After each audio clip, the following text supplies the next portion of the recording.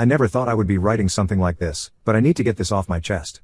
My whole world has fallen apart in the span of a week. My wife Deborah, 29F, and I, 31M, have been married for 5 years, together for 8. We met during our junior year of college at a mutual friend's party. She was studying art history while I was doing accounting. From the moment we started talking, we just clicked. She was this bright, creative person who balanced out my more practical nature. We dated throughout college and got married a year after graduation. Everything was perfect until my friend Tom, 32M, became a more regular part of our lives. Tom and I go way back to high school. He came from old money but never acted like it. We bonded over video games and sports, and stayed close friends even when he went to an Ivy League school while I went to state college. After graduation, he started several tech companies that really took off. He became one of those Silicon Valley success stories you read about. Despite his success, Tom stayed the same down-to-earth guy. He would come over for our weekly game nights, bring takeout when Deborah was sick, and even helped me set up my home office when I started working more hours at my accounting firm. Deborah and Tom got along great, which made me happy since he was one of my closest friends. About 6 months ago, things started changing subtly. I had taken on several big clients at work, which meant longer hours and more stress. Deborah started complaining about feeling lonely and isolated. She had quit her job at the art gallery 3 months earlier because the pay was too low, and she was still looking for something new.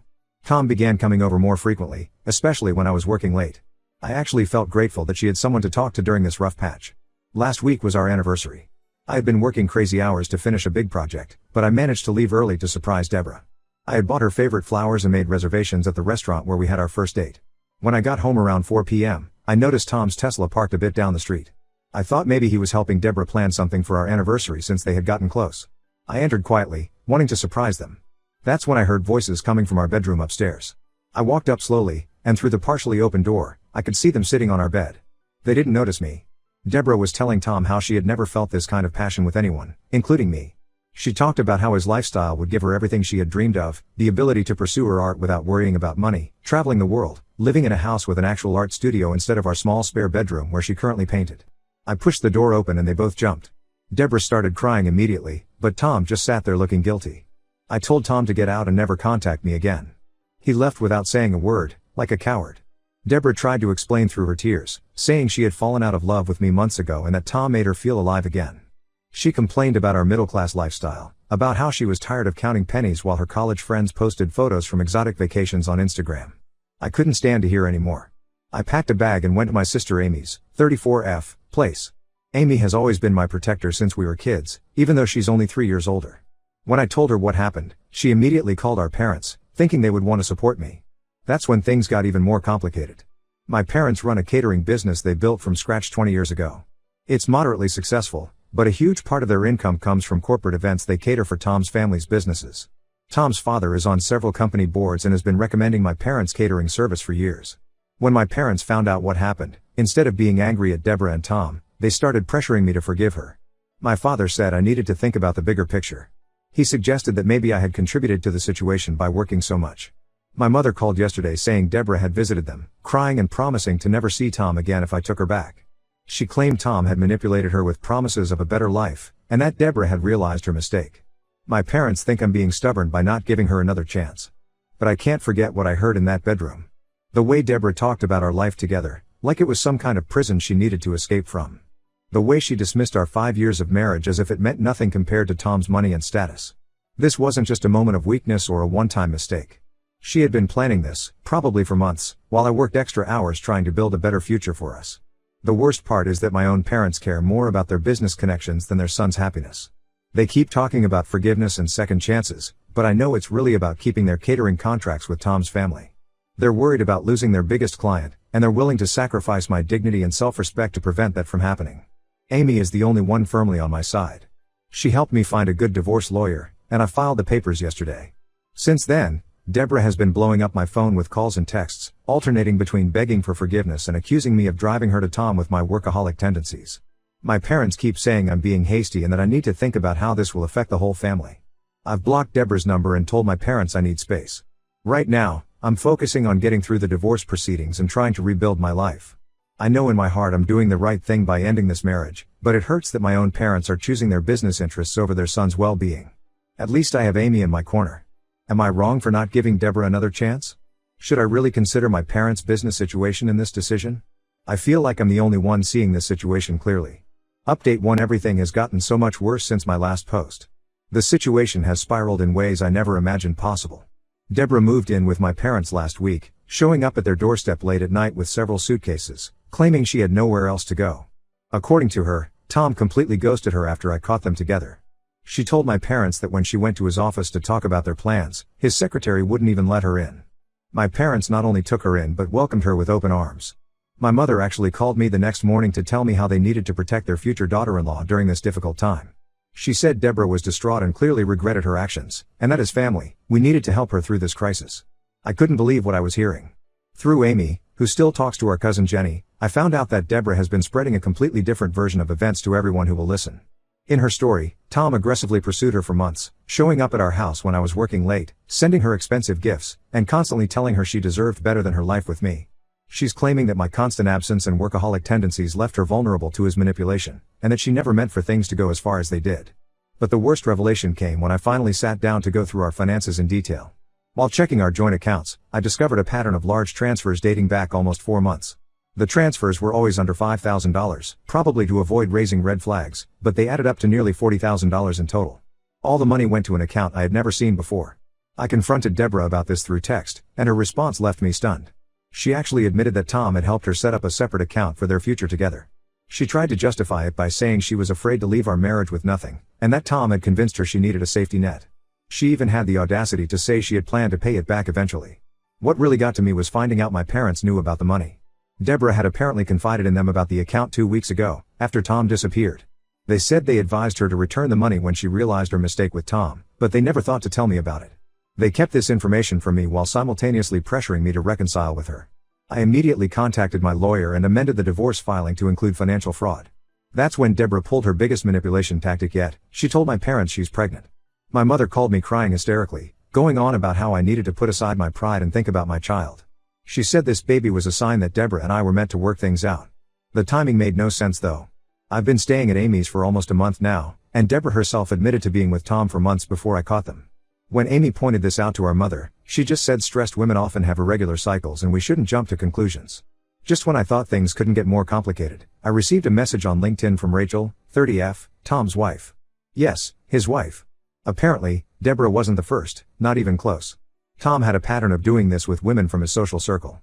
He would befriend couples, wait until the husband was busy with work or traveling, then start pursuing the wife with promises of a luxurious life.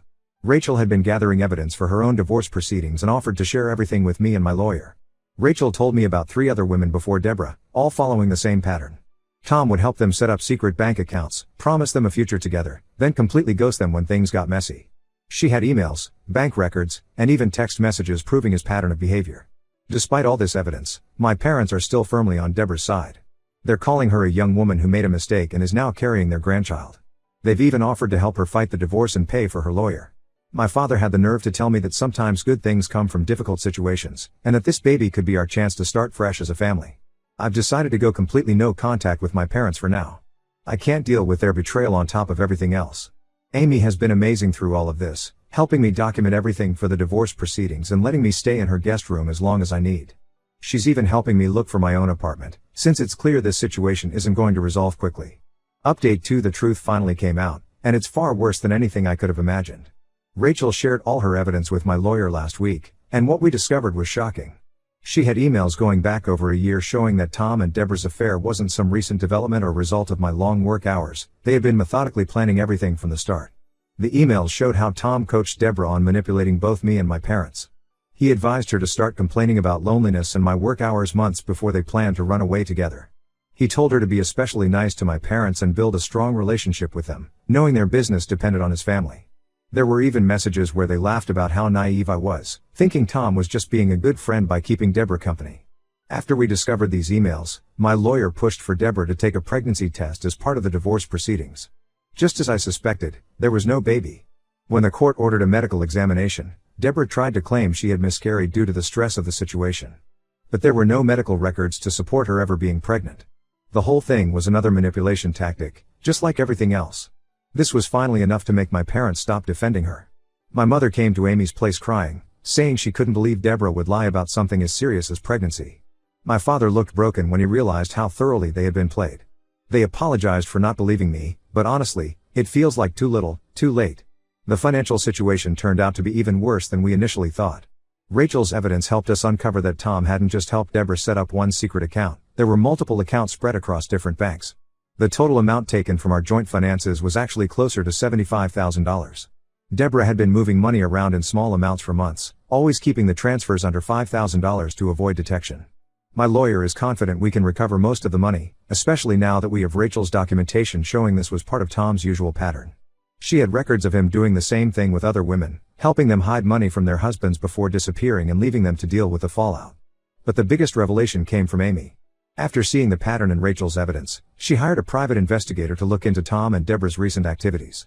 The PI discovered they had purchased plane tickets to leave the country next month, planning to disappear before the divorce was finalized. They had it all mapped out. They would take the hidden money and start a new life somewhere else, leaving me to deal with the debt and drama they created. The PI also uncovered something that hit me particularly hard. Remember my grandmother's antique jewelry collection that Deborah claimed was stolen during a break-in last year? Turns out she had been quietly selling pieces to various pawn shops and antique dealers over the past 6 months. These were family heirlooms that had been in my family for generations. My grandmother had specifically left them to me in her will to give to my future daughter. Deborah knew how much they meant to me, but she sold them anyway. My parents have finally stopped trying to defend Deborah, but their business is suffering regardless. Rachel made sure Tom's family knew about his pattern of behavior, showing them proof of how he repeatedly used their business connections to manipulate people. Tom's family immediately cut all ties with my parents' catering service to avoid any association with the scandal. My parents are now facing serious financial difficulties, but after how they chose Deborah over me, I'm finding it hard to feel sympathetic. Deborah moved out of my parents' house the day her pregnancy lie was exposed. From what I heard through mutual friends, she's staying with her sister now. She's still trying to contact me through different people, but her story has changed yet again. Now she's claiming she was going through a mental health crisis and wasn't thinking clearly when she made all these decisions. She's telling everyone she needs help and support, not punishment. Some of our old friends are actually buying her mental health story and suggesting I should be more understanding. But the emails Rachel found show how calculated and deliberate all of this was. This wasn't a crisis or a mistake, it was a long-term plan to take advantage of me and my family, and it only fell apart because I came home early that day and caught them. Update 3: The divorce is finally over, and the judge's ruling was completely in my favor. After seeing all the evidence of Deborah's deliberate deception, the financial fraud, the fake pregnancy claim, the planned escape with Tom, and the sold family jewelry, the judge was not impressed by her attempts to play victim. She was ordered to repay everything she had taken from our joint accounts and provide documentation of all the jewelry sales so we could attempt to track down and recover the pieces. The court proceedings revealed even more about their scheme. Deborah had actually started selling the jewelry before the supposed break-in, carefully selecting pieces that I rarely looked at and wouldn't immediately notice were missing. She had taken photos of each piece before selling them, planning to have replicas made once she and Tom were settled somewhere else. She really thought this through, which makes it even more disturbing. My lawyer managed to recover about 80% of the money from the hidden accounts. We also tracked down 3 pieces of my grandmother's jewelry through the PI's investigation. The rest were apparently sold to private buyers and might be impossible to recover. Deborah was ordered to pay the appraised value of the missing pieces, which added up to nearly $30,000. Tom's life has completely fallen apart, which gives me some satisfaction. Rachel's divorce case exposed his pattern of manipulation and fraud not just to his family but to his business partners as well. His companies are under investigation for financial irregularities. Apparently, he wasn't just helping women hide money from their husbands, he was also cooking his company books.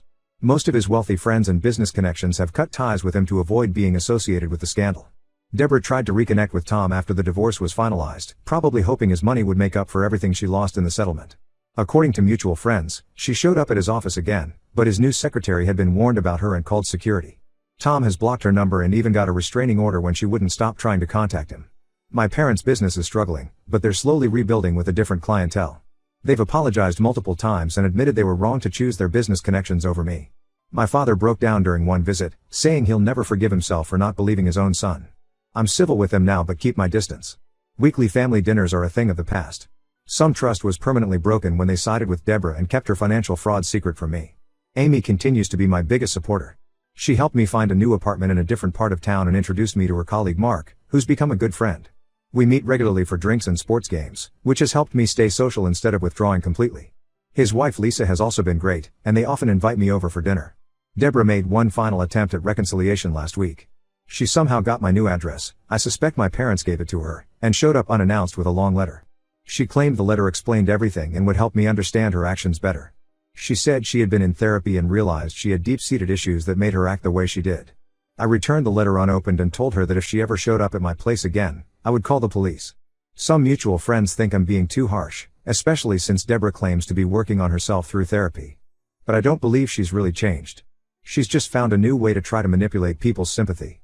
She only started therapy after losing everything: Tom's money, my family's support, and most of her friends who saw through her lies. I'm not dating yet and honestly don't plan to for a while. This experience has taught me a lot about trust and family loyalty. I'm focusing on my career and recently received a promotion at work, partly because my boss recognized how professional I stayed during all the personal drama. I've started taking some evening classes in financial planning, something I always wanted to do but put off while trying to build a life with Deborah. Life isn't perfect, but it's peaceful without all the lies and manipulation. I'm learning to trust my instincts more. Looking back, there were red flags I ignored because I wanted to believe the best about people I loved. I won't make that mistake again.